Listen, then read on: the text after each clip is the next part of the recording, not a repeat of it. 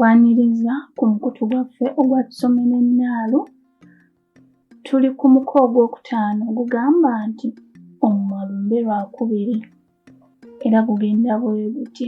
Dadi yalowooza nti nga bw'atukubye tetukyaddayo kwetoolera bintu bye batatuwadde, naye omumwa gwa kitalo. Bye gulya gubiweereza lubuto n'abifuulafuula bireme kulabika. Olw'okwagala okusanyusa abakulu wamumwa, Ssezinnyo ne lubuto ebintu twaddamu ne tubirya ng'abakulu tebabituwadde. Lumu twabba enseenene ensiike ezaali ziterekeddwa mu kkabada nga ziri mu bbakuli, so nno twali tumaze okuziryako n'abakulu ne zitulema. Abakulu ne bazitereka, naye ezo twaziriisa magezi, abakulu ne batasobola kumanya kubanga mu bbakuli zaalimu nnyingi. Bwe twamala okulya okuggwa ennyalo, zaasigalamu ne tuziseeteza bulungi n'ebibatu okubuza obunnya ne twajja ze twalya. Abakulu tebaafaayo na kuteebereza kubanga tebaatulowooleza kubba kintu kye twali tumaze okulya nabo ne kitulema. Emirundi gye twetoolera ebintu ne tubirya nga tebabituwadde gyali mingi. Obuleebeeta ku nnyama enkalirire twabukongolangako emirundi mingi nga bwe tumulya. Sukaali twamunuuna nnyo, enswa twaziwena, ebikajjo twabibbako ne ku muliraano w'omukazi omukadde eyayitibwanga Bulungi Sylvia. Omu omukazi we yajja ewaffe okulaba mami, baali banyumya ne tuwulira ng'agamba mami nti, abaana abanzibira ebikajjo simanyi gye bava naye bwe ndibakwasaako engalo nnyabo enjoka ziri mutokota. Mami yamuddamu nti ekyo nkimanyi kubanga sirina kibi kye mboogerako kubanga baana balungi tebamanyi kubba.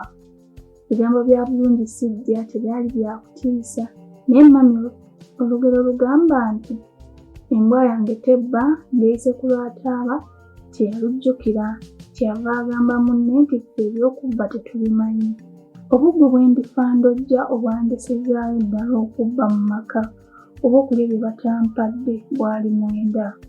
Obwo nabukuba lwa kubba binyeebwa ebisiike nga bisekule, omanyi tebibuuma byereka bityo. Mami yagenda n'abisekula n'abissa mu ssowaani n'abibikako essowaani endala n'abiwanika ku katandaalo mu ffumbiro. Bwe yamala okubiwanika n'agenda okunoonya enku mu kasagazi akaali ku lusuku lwaffe. Bwe yali abissa mu ssowaani ffenna atuwaako buli omu akatole, nze mpozzi ne bannange ne tusigala nga twenuguuna. Bwe yali ava mu ffumbiro n'atugamba nti njagala mwoze essowaani ezo, ne muzimala nga mungoberera gye ngenze musobole okundeetera ku nku ze nnaaba nkuŋŋaanyizza. Abawala ebyokoza essowaani tebaabifaako ate nange saagala bazooze kuba nalina kye nteekateeka okukola. Nagera wayise ekiseera nga mami agenze, abawala ne mbaduumira nti mmwe essowaani temujja kuzitukuza, muzindekere mugende muleetere ku mami enku. Baali bakyennyonnyongoza nga tebaagala kugenda, ne mbagamba nti oba temugenda mami bw'anadda nga mbaloopa nti mwaganye okugenda okumuleetera ku nku n'okwoza essowaani munaalaba taabakubye. Bwe baawulira okukubwa ne batya, ne bagenda nga bakubidde ensingo. Ne nsigala ne Saala awaka. Saasobola kwawula oba nga baategeera kye nali nteekateeka okukola oba baali batya kwetikka nku. Baali baakabuulira mu bitooke ne nkuŋŋaanya obusasiro wansi mu ffumbiro ne mbuwa Saala nga mumuweerako n'ebiragiro nti twala ebisasiro bino bisuule mu lusuku, tobisuula awo okumpi. Kye namulagira naye kye yakola. Nalaba effumbiro nsigaddemu bw'omu ne nsagambiza ng'akimezezza okwenjala, anti nga mmanyi nti amasiga tegoogera. Mu kiseera ekyo akawoowo k'ebinyeebwa kaali kasikiriza bulala. Saalwa essowaani ne nziwanula waggulu ku katandaalo ne mmegula ku binyeebwa n'endya ng'obuwoomi kitalo. Bwe nali ngize ebweru ne ndaba nga Kasaala kajja kasunkuuna nkubuulire omubbi atya. Kale essowaani nazizza mangu waggulu olw'okulaba Kasaala so ng'omulugube gwali tegunnanzigwa. Kakazi kattu bwe kaayingira mu kiyungu nga nze neesaanyizza dda. Ekyannyongera okulya ebinyeebwa okwagala okubimalawo ke Kasaala okuŋŋamba nti njagala kupama, ko nze gy'ogenda bulijjo tomanyiiyo, genda. Bwe kaafuluma ne njagala neeyongere ku binyeebwa bw'amaddu ga nzigu. Saalwa ng'essowaani nziwanulayo ng'ebinyeebwa mbyeyongera. Ku mulundi ogwo bwe namugola ekitole kye nnalya nagezaako okubumbirirawo waleme kulabika naye tewaasobola kubunira nga bwe waali olubereberye. Saala yagenda okudda ng'ebinyeebwa bye nalekawo nabiziza dda ku katandaalo. Essowaani nazigwako kiifuifu n'enzooza n'ezimala. Mami olwadda n'atandika okufumba. Emmere bwe yabuguma n'awamulayo essowaani ku katandaalo atandika okufumba enva. Ebinyeebwa yabiraba mangu nga biririddwako. Kyeyava mpita gye nali n'ambuuza nti, Yakobo, gwe wasigadde awaka ne Saala, gw'olidde ebinyeebwa bino? Nga ngenza okunoonya enkoko nze nti nedda mami. Ko ye nti ate ani abiridde? Muno temuli mmese. Ye emmese zimanyi okubikkula enva n'okuzibikka. Era gwe obiridde naye munnange oyagala kuyigira ddala bubbi. Eryo ekkubo okutta ebbi. N'addamu nti naye mami olusaabaddewo omu. Abawala bakugoberedde luvannyuma bo tebayinza kubba binyeebwa. Abawala bwe baawulira nga mbagamba okubba ebinyeebwa ne babanga benkubye Sitiina yanvuma nga bw'akaaba nti Yakobo oli kibbi, oyinza otya okutuwaayiriza okubba ebinyeebwa ng'ate gwe wasigadde wano? Mpozi kyewavudde oyagala okusigalawo n'akaana akato akatayinza na kukuloopa. Ye n'olulala wali totugamba okubba emigaati mu kabada ffe ne tugaana. Oli mubbi. Sitiina yali akyatontoma ebigambo ne Daddy n'atuuka ng'ava ku ggombolola gye yali akedde okumanya eby'omusango gw'abalaalo abaali balundidde ente mu kasooli waffe. Mami olwamala okumukulisaayo n'amugamba nti ssebo, abaana bano boolaba beetaaga kukolako n'amaanyi kubanga baagala kuyigira ddala bubbi baswaze amaka gano. Daddy yamuddamu nti ku bonna ate ani yabbi? Ko mami nti ate mumanyi ndaba bonna beegaana bwegaana. Kanfumbe emmere tumale okulya ndyoke nkutegeeze byonna nga bwe bibadde. Daddy yamuddamu nti yiinaawe oli muzibu. Ebyo tebikyetaaga kusaagiramu. Gwe tolabanga abaana bajja kutwonoonekako, amaka gano gaveemu bakyala kimpadde bennyini. Tuyinza tutya okugunjulira ensi ababbi? Ate n'abaana bennyini bwe tubaleka okufuuka abalabe b'abantu abalungi bagenda kutunyiigira nga bakuze nga bagamba nti bazadde baffe tebaakola mulimu gwabwe.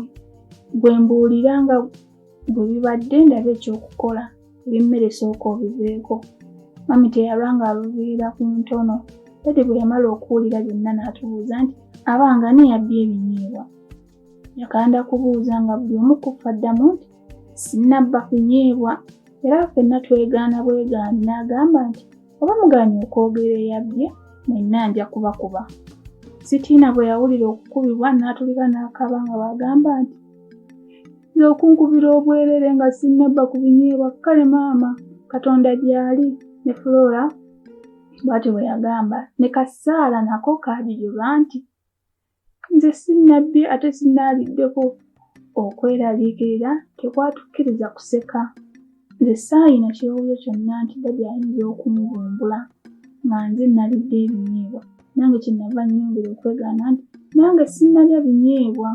Daddy bwe yalaba nga ffenna omusango tugwegaanye, obusungu ne bumusukkiriza ng'omwenge omusu.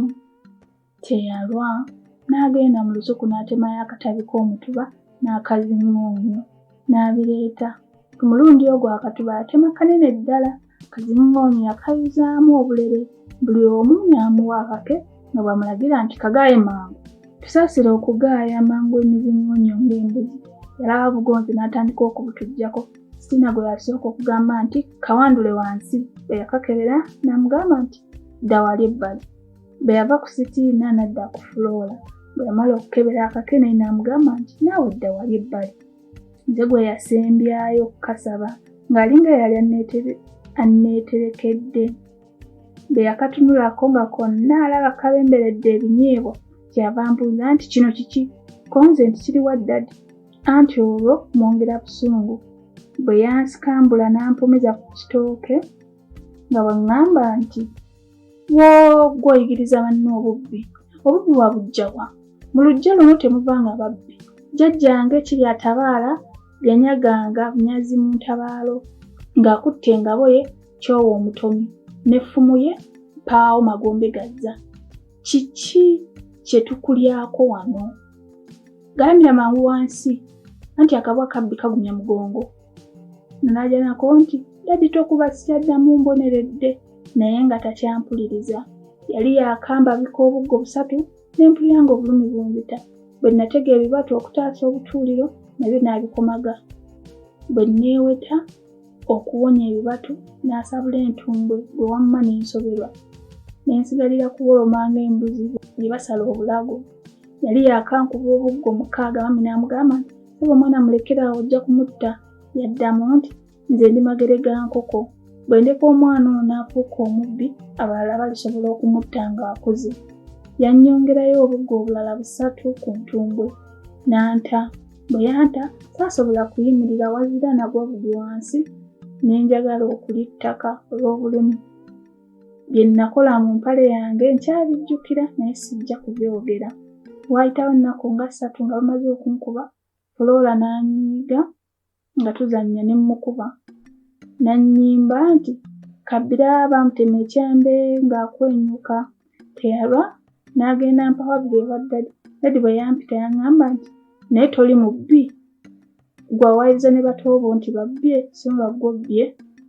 Bwe yamala okwogera ebyo yampujja empi 2 olw'okukuba omwana omuto. Okuva olwo saddayo kubba mu buto. Dadi ne mami mbeebaza nnyo olw'omulimu gwe baagezaako okunkolera. Kye nayiga nga nkuze kye kino nti omuntu bw'akugamba nti teyabbako mu buto aba akulimba. Ate omwana bw'ataba buto nga yeebuuzibwa okuba ow'amazima era omugumiikiriza, ate omukozi bw'akula talema kuba mukumpanya oba mubbi. Ng'ekkubo ly'asinga okuyitamu okutuuka ku ebyo ery'okulimba. Wamma ggwe omuwuliriza, gwe tewabbako mu buto? Nze nzijukira waaliwo edduuka kitundu kwe twali tubeera. Edduuka eryo nga lya Bbilisa, nga batundira mu Bbilisa, nga ŋŋendayo okugulanga capati.